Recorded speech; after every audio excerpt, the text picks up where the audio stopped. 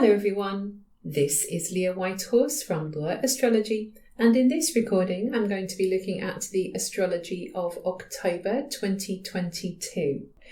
So the first thing that is important to note is that for the first 2 weeks of October, Saturn and Uranus are now in a very close square aspect. As I've said before, it's not going to repeat exactly like it did last year, but Saturn and Uranus will be both on the 18th degree of their respective signs, so Saturn in Aquarius, Uranus in Taurus, and they will stay on that 18th degree until the 12th of October. So, as I say, the first 2 weeks of the month are really speaking very loudly about this aspect. As I record this, we're on the 15th of September, and of course here in the UK we have just had the huge news of the death of our Queen. If you want to know more about that from an astrological perspective, I did write an article, published it on my website, so it's free for everyone to read, and I will put the link below. I am very aware that there are conflicting opinions and feelings around the Queen herself, around the monarchy, around the institution of that. And myself, I have conflicting feelings, both being extremely sad at the loss of this woman and the history that she represents, and at the same time seeing and certainly sensing astrologically that changes are needed, but certainly it is the end of an era, and that's something that lots of people have been saying. And the other thing that I've heard a lot is that she was the constant, a very Taurus word, and of course Uranus in Taurus is changing all those constants, changing values. There has certainly been a massive conversation over here about values and about free speech. There have been some people that have been arrested for protesting at the funeral procession and so on, or the parade that's been kind of going on as the Queen was moved back to Buckingham Palace and then to Windsor. So there's been a lot of conversation about whether or not that is right, that these people should have been arrested. Then the other conversation is, well, free speech is important, but then there's a time and a place. So we're looking at the questions of what is civil. So this is Saturn in Aquarius, the rules of engagement as a society. And all of this, the age gap, the age difference, the generational differences, there's so much that has come from this one huge event. I thought it was very interesting to note, I did put this in the article, that in the UK's chart at the moment, in the progressed chart, the moon is currently on the 29th degree of Leo. So Leo is the sign associated with royalty, and the anaretic degree, of course, is critical. So this is a critical time for us as the public, regardless of which side we fall on, which side of the argument we fall on. It's a critical time for us, the public. The moon represents the public. The moon is also a woman as well, so of course the Queen again. And for the royalty system, for the royals themselves, I mean, this is an incredibly potent period, of course, for their personal loss, but also for the institution of the monarchy. So massive things are going on that are playing out with Saturn square to Uranus as this aspect tightens. And also, again, we cannot at all forget Pluto going through Capricorn, because that in itself is changing these structures, these long-lived structures that have been in place what seems like forever. Everything is changing. And yeah, it's a very complex time. I feel it's very intense, certainly, and I think a lot of this is going to carry over into October, as I say, because of the tightening of this Saturn square to Uranus. So we start the month with Mercury stationing direct. So this is on the 2nd of October. So Mercury will station in Virgo. So it began its journey in Libra. So it's interesting. We've had a lot of conversation about hearing all sides and, what is fair, unfair. The funny thing is that today, as I'm recording, I just switched the machine on to start recording. I use Audacity, and that's the program that I use to make my recordings. And I've literally done nothing to my computer, no updates. I've not even turned it off since the other time last time that I made a recording. And today, it's decided it's only going to record in mono. The option for stereo is not even there anymore. I have no idea why. It's literally Mercury retrograde. But it did make me laugh because, of course, stereo speaks of two voices. Mono speaks of one voice. And so maybe, this is Mercury's little way of saying to me personally, you kind of need to listen to your own voice right now. You need to hear yourself. So these kinds of things, these kind of little messages can come through to us when we are in Mercury retrograde, and then the station day. Sometimes those days feel a little wobbly because it's almost like we're out of time. We're out of sync with time. It kind of feels like that. Sometimes we can lose time on the days when Mercury stations because we don't know whether we're going backwards or forwards.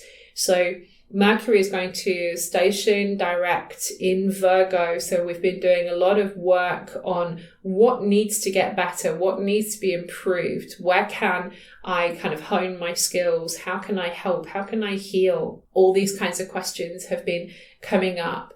So Mercury will start to move forwards again. We need to give him a bit of time to get his feet and to get into motion properly. There's still a bit of a shadow period as Mercury comes out of the retrograde.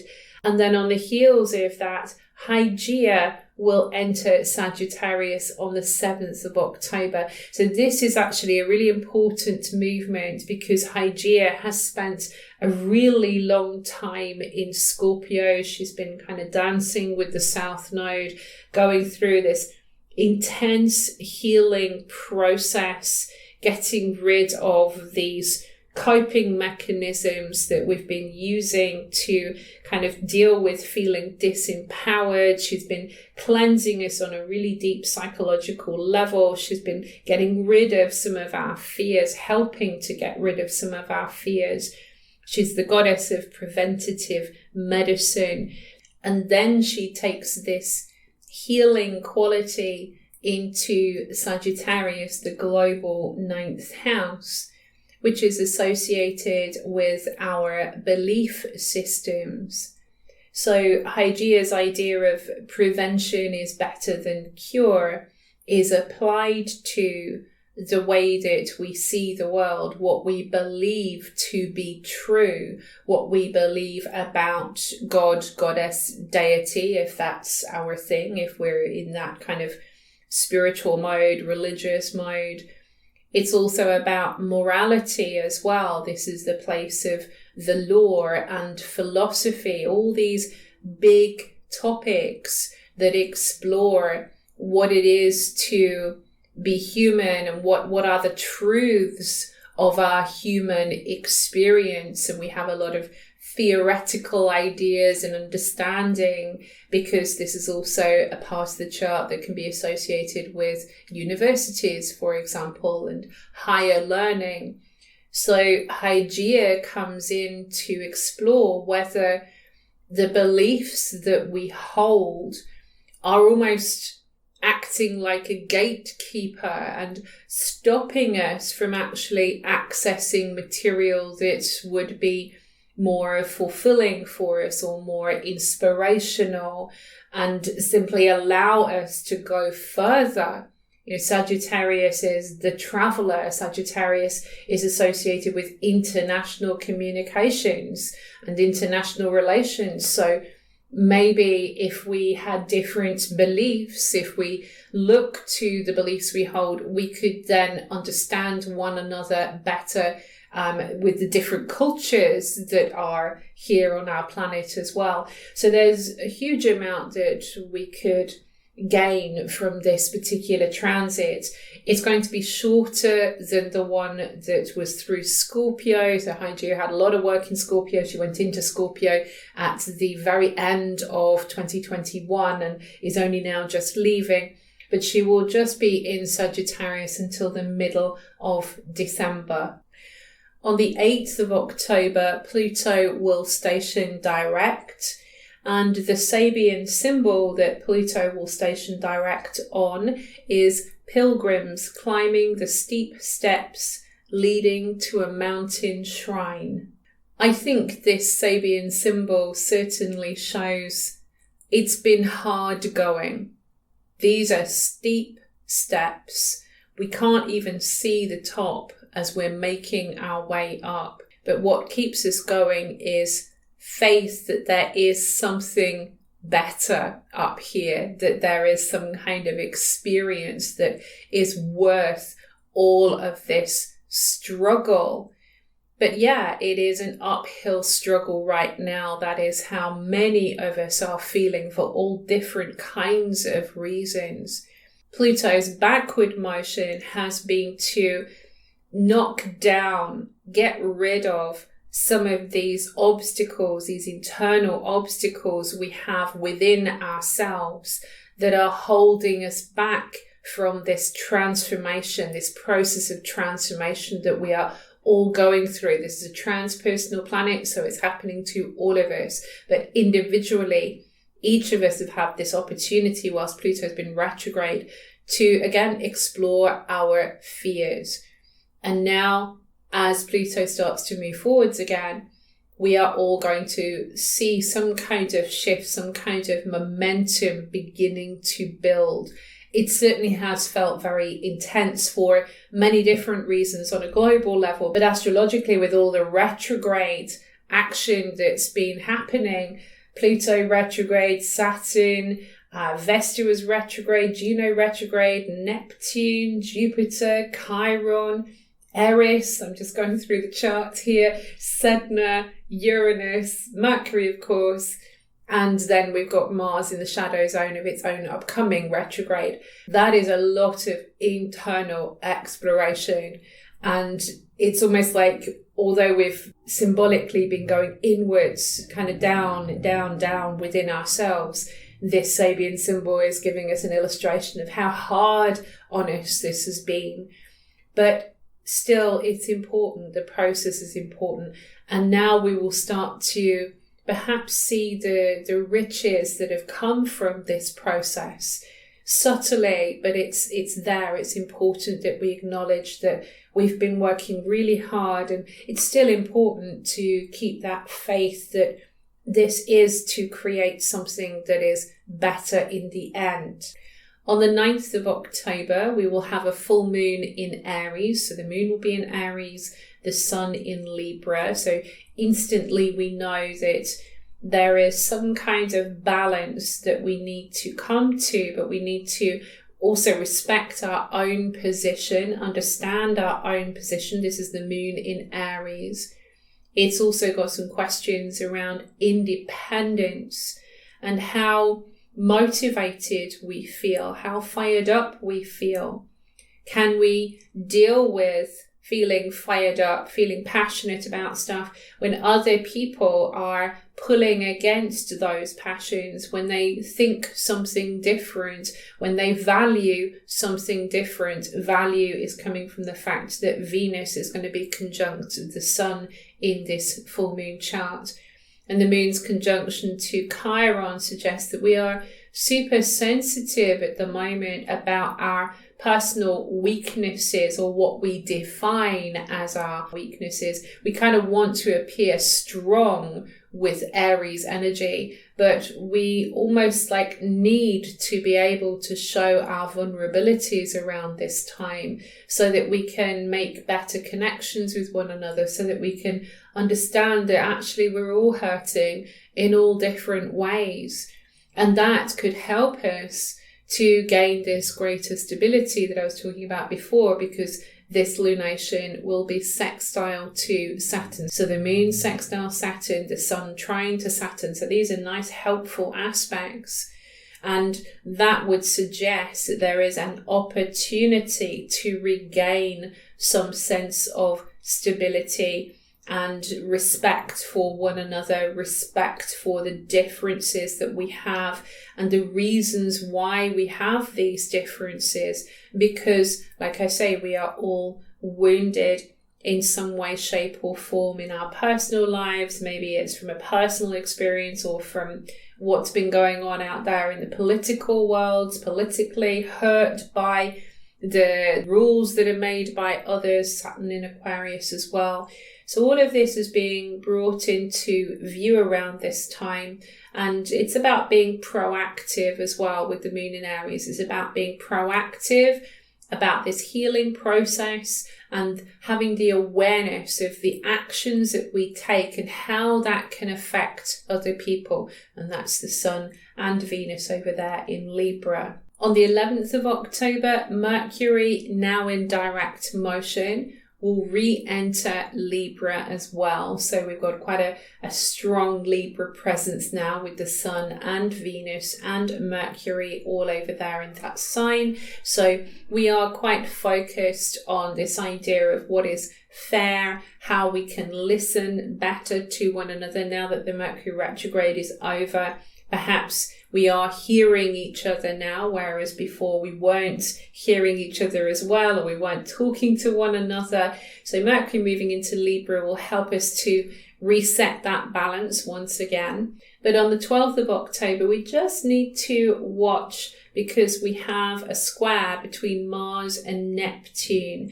So this is a little challenging, because what tends to happen is that we can feel quite defeated.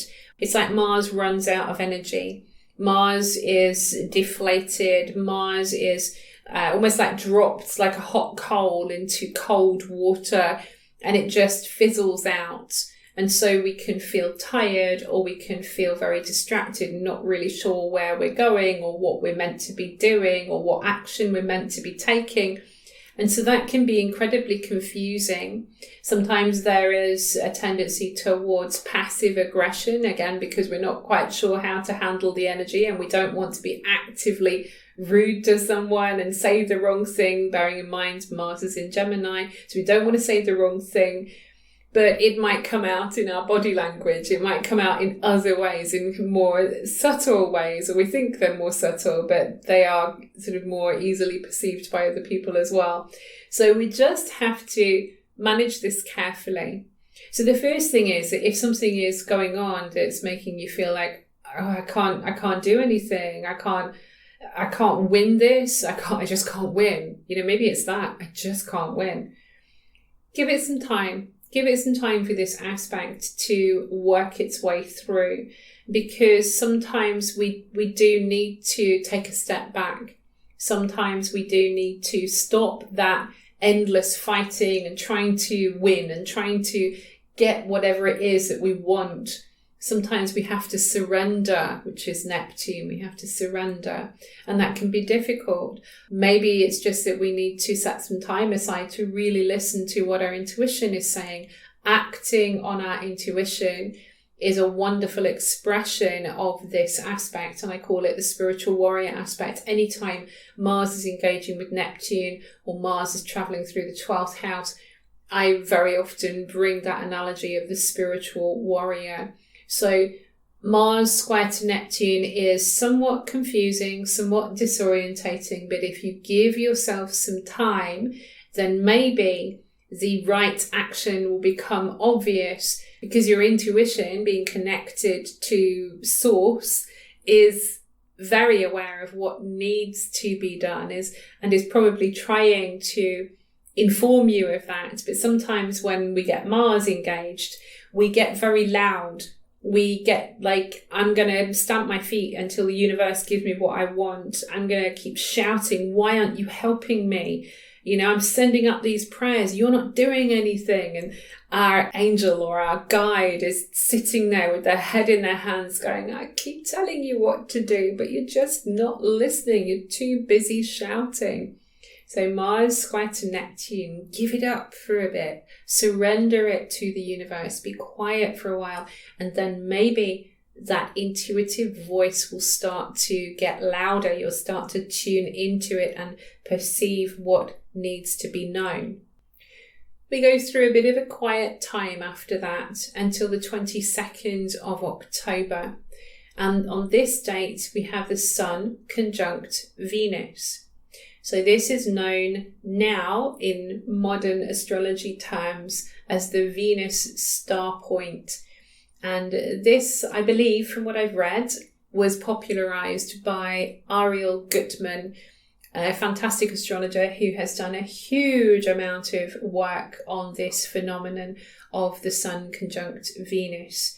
Now, basically, what this means is that the conjunctions of the Sun and Venus over around 8 years, if you mark them on a chart, you will see that they form an almost perfect 5-pointed star. So the 5-pointed star, of course, is sacred to many of us who are on a witch's path. We see this pattern as something that is protective and very magical. We think of the 5 arms as being fire, earth, air, water, and spirit. But certainly this pattern is there in nature too, and that's obviously where it came from originally. So Ariel Gutman suggests that each of these arms of the star, they mark pivotal points in history when they change signs, because they kind of go through a cycle of signs. And this year, instead of Venus being in Scorpio when she joins with the Sun, this year she's going to be in Libra. So of course, Libra is the sign that Venus rules. She was in her detriment for a long time in Scorpio. That doesn't mean bad. It just means that she has to work harder in that sign. There are certainly gifts that come from Venus in Scorpio. So don't think it's a bad thing if you have Venus and Scorpio in your chart. But it is harder for her to work that. Now we get one of these Venus star points in Libra.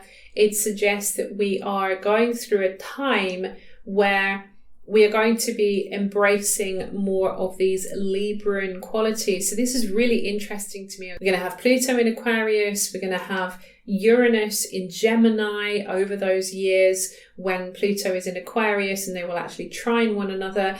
And now we're also getting more air coming in as well with this Venus star point happening in the sign of Libra. The last time this point was in Libra was 143 years ago. And the last time it was on that degree of Libra was in 1520.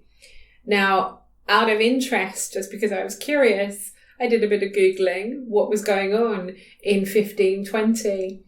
And what was happening in October of 1520 was Charles V was crowned King of Germany. Of course, that just jumped out at me because here in the UK, of course, Charles, Prince of Wales, has now ascended to the throne and become King Charles. So this King of Germany, King Charles V, King of Germany, he was actually also a Roman emperor. He was also King of Spain and he was King of Italy. So he was a busy man. But yeah, it really caught my attention that there are some echoes going on. Generally speaking, of course, Libra energy, we're talking about fairness and harmony and how we relate to one another and equality. So once again, all of these discussions that need to be had. How do we find harmony with one another? So this is the pattern that is starting now for the next 150 years or so. We're starting on this new journey of how we can better relate to one another. It's an ongoing theme. Venus and the Sun will travel together into the sign Scorpio on the 23rd of October. So now, of course, we're moving into this time of year where it's illuminating our shadow self. It's going into that silence within ourselves, that dark place within ourselves, the unknown, this wonderful place of incredible richness that is also a little scary to go into as well, which is why we have Halloween, Samhain, this time of year, the Day of the Dead. Of course, in the Northern Hemisphere, I'm speaking because astrology kind of formed in the Northern Hemisphere. So this is where we get these kind of references. We're starting to move into the dying season. I'm noticing already, there's a few leaves starting to come off the trees, a few leaves starting to turn. We're moving into late autumn. So all of that symbolism comes into play. With the Sun entering Scorpio, this is a time for each of us. The Sun is like the representation of the self. So it's a time for each of us to go within, to explore again what we're afraid of, what we're kind of holding on to, the shadows that we're not acknowledging, the things that we kind of keep hidden. What are our secrets? The funny thing is that often all of our secrets are all of the same things. We're scared of someone finding that we're not the person that we say we are, or we're scared that someone's going to find out that, we made a terrible mistake, or whatever it is. All of our secrets, they tend to be all about the same things, that we feel guilt or we feel shame. And those things, they're common to all of us, and it's kind of sad that we all hide these things because we all experience them for different reasons and to different degrees, but we all experience these very deep, passionate emotions. And of course, passion itself, our sex lives, our intimacy, how we relate to all of that. And some of that can be scary to talk about, scary to admit that we have drives. We have things that we don't talk about because it feels taboo. Taboo because our family said, we don't discuss these things. So we all have a lot of shadows to explore, to get to our own truth of whether we truly believe those things that we were told and whether they should be secrets anymore. Venus going into Scorpio too, this is like the depths that love can take us to. How powerful is love? It can change us. It can change everything about us. It can change our lives. To fall in love with someone deeply, honestly, truthfully, and to completely reveal ourselves to them, not just getting your clothes off, bearing your soul. That is this aspect, Venus in Scorpio. That is the depths of it and how that can change us. So we're moving into this really incredibly intense and potent period of time with Venus and the Sun going into Scorpio that gives us a wonderful opportunity to face some of these fears and difficult emotions and reclaim those parts of ourselves so that we feel stronger and more empowered and more in control. Also on the 23rd of October, so the same day that Venus and the Sun enter Scorpio, we have Saturn stationing direct and we have Juno stationing direct. So it feels a bit like dominoes. We had Mercury stationing direct at the beginning of the month and then Pluto. Now we have Saturn and Juno. Actually, there was Vesta too earlier in the month as well. So everybody is kind of turning around. So it might be that we're also feeling a bit like everything is turning around in our lives, that we're starting to see now that there is this new direction that's opening up in front of us, this new path. Saturn stationing direct suggests that now we are ready to do the work in the outer world. We've been doing the work on an inner level whilst Saturn has been in retrograde motion. So that has been looking at how do we define ourselves, what are our limitations, so really working on how are we limiting ourselves. And that's been a personal exploration for all of us. And now Saturn says, right, okay, that's done now. We've figured that stuff out. We've looked at where we need to take on more responsibility or where maybe we've taken on too much responsibility. Now we're sorted. We can start moving forwards with setting these foundations in place for the future.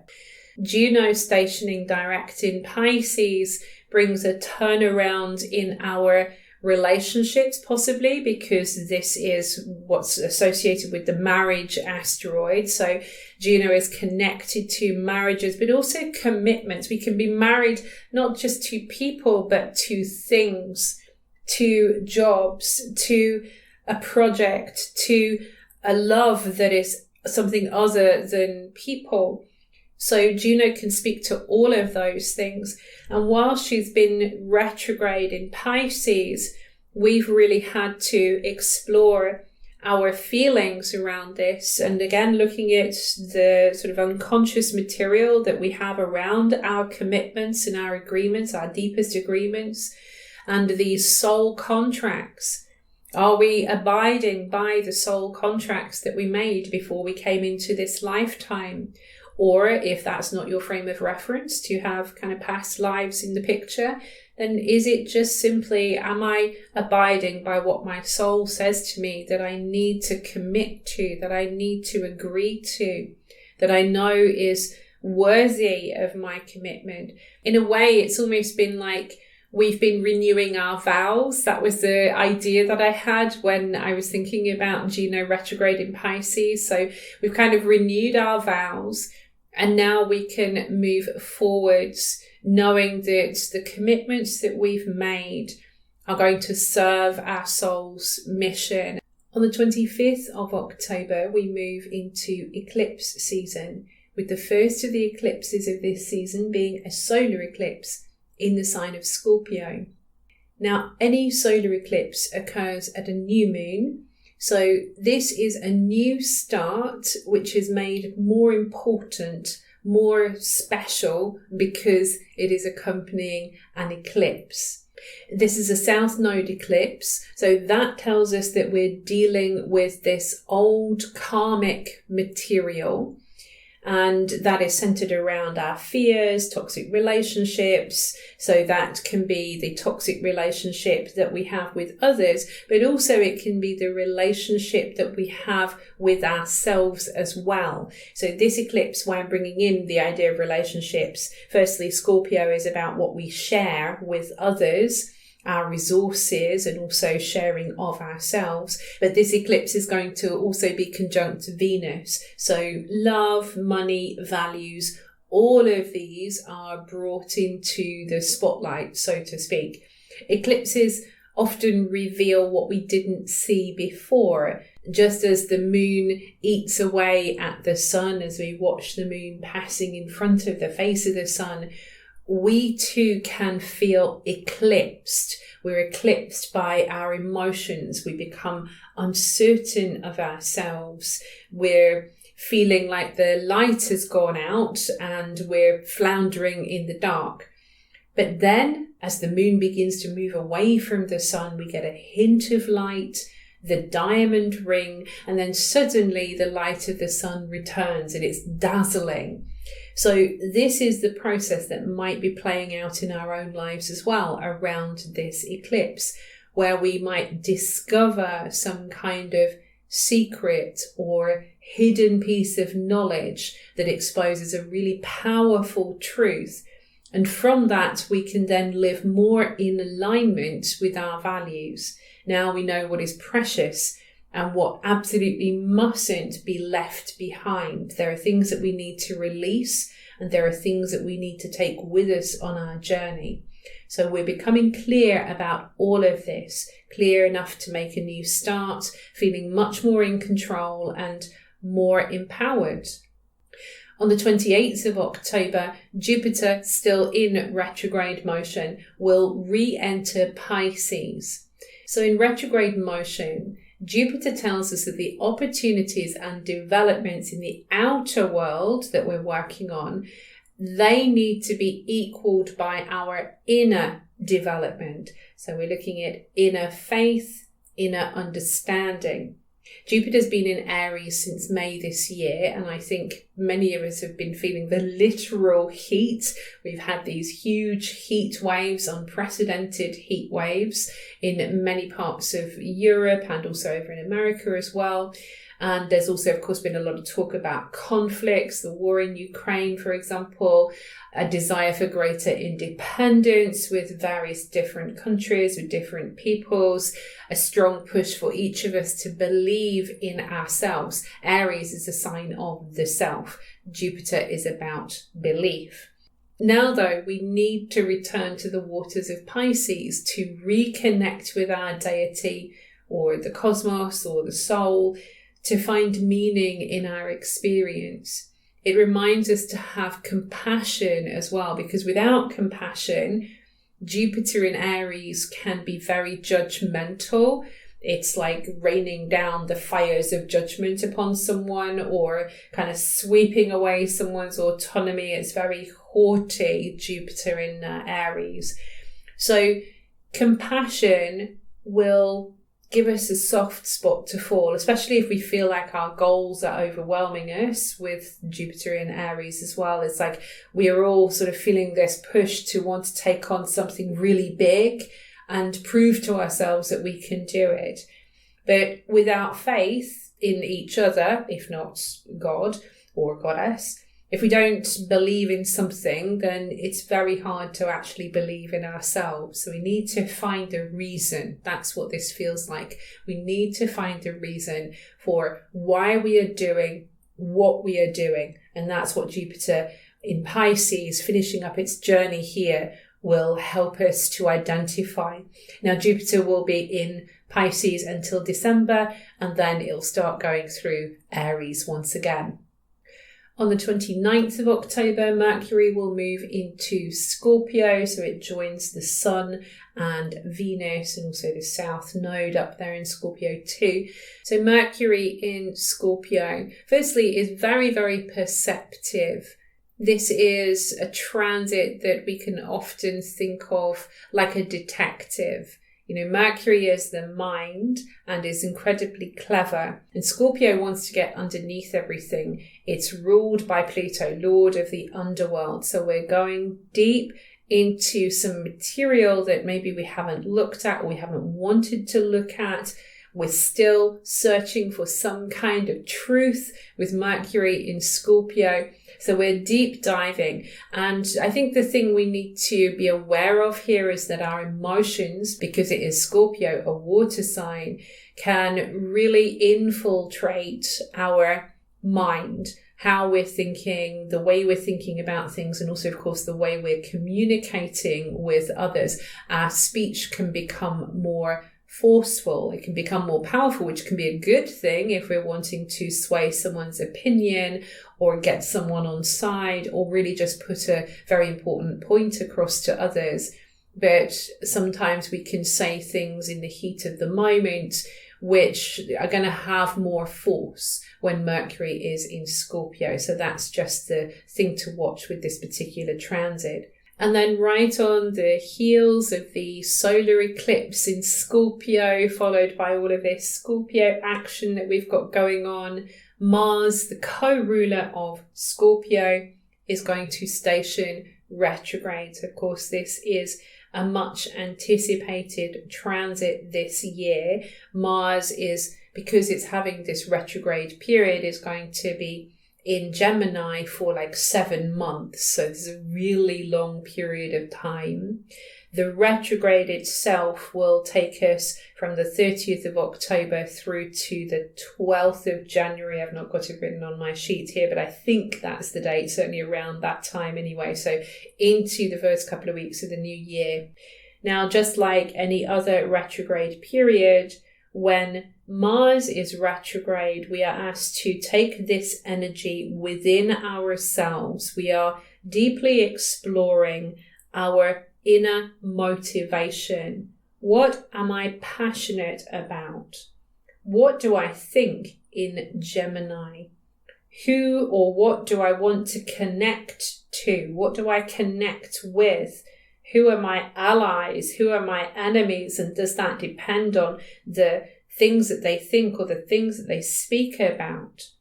Mars in Gemini also speaks of choices as well, because we have the idea of the twins. There are multiple paths, multiple options.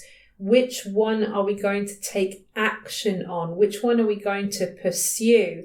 This is Mars wanting to have some direction. Mars takes orders. He's your inner soldier. He takes orders. But right now, he can't decide between these two different options. Or maybe there's more than that, because the twins, it's a sign of multiple. So again, we're not sure which way to go, what to decide. So Mars must make this backward journey. He needs to backtrack because he doesn't know which path to take. We can imagine him in a big field. That's what I'm seeing in my head right now. He's in a big field. He's come to a fork in the path. And because he's got no idea which is the right direction, he's now got to backtrack and try to get his bearings. And so have we. We've got to figure out where we are on the map kind of thing. We've got to figure out, like, am I moving in the right direction? Have I been pursuing the right things? Have I been expending my energy on the right projects or relationships in my life? Have I been assertive enough in what I think and how I voice those things? Have I been able to communicate my needs to other people? All of these kinds of questions are going to come up. Now, because this is a sign of communication and because Mars is a warrior, there could be more divisiveness around this time. So we all need to be wary of dropping into keyboard warrior mode. You know, when you're on Twitter, Facebook, Instagram, wherever, that instant feeling of, I can't believe they just said that. And there you are, smashing the keys on the typewriter. I'm going to tell them like it is. And you're going to listen to me. There's a lot of finger pointing. Gemini is connected with the hands. So we're pointing. We're feeling like I'm pointing at you. You need to change. You need to do this. We need to watch our language, the language that we are using. And maybe not just to other people, also the language that we're using to ourselves as well around this time. So Mars in Gemini is going to bring up a lot of these kinds of issues. There may be wider issues as well around gun control in the States because of what's happened in schools. Gemini is associated with schooling. There may be anger amongst teachers, generally speaking, something to do with the teaching profession perhaps. And maybe this is also about neighborhoods and people getting frustrated, getting annoyed with your neighbors being noisy, or getting annoyed with people running around on the street or driving too fast. These kinds of things. They're almost like little things in some ways, but the little things that can sometimes really drive us nuts, and then we erupt. So this is what we need to just monitor around this time. It's not about accepting bad behavior, of course, but it is about just looking at, why am I reacting and how am I reacting to this situation? Is it warranted, or is it triggering something else in me? I need to just be sure of why I am motivated to take action and what that action is about. Where does it come from? Looking at our triggers is going to be incredibly important so that we can actually communicate more effectively with one another. This concludes my reading for October 2022. I hope you find it helpful. If you would like to hear more from me, I do have a Patreon where I talk about the lunations, I talk about the asteroids and connections with the lunations. Depending on what tier you are on, I do a weekly forecast. Of course, this monthly forecast comes up on YouTube as well, but a weekly forecast goes up on my Patreon. I have a bi-monthly Q&A, so you can ask me questions and I will answer those. There's a huge amount of material in the library on the $10 tier, so lots and lots of instructional articles, and also articles on asteroids and aspect patterns and you name it. There's a lot of different stuff available on that tier now, because I've been on Patreon now for a good 2-3 years, something like that. So you get a lot of bang for your buck kind of thing. So if you're interested, I will leave the link below. And in the meantime, wish you many blessings on your path.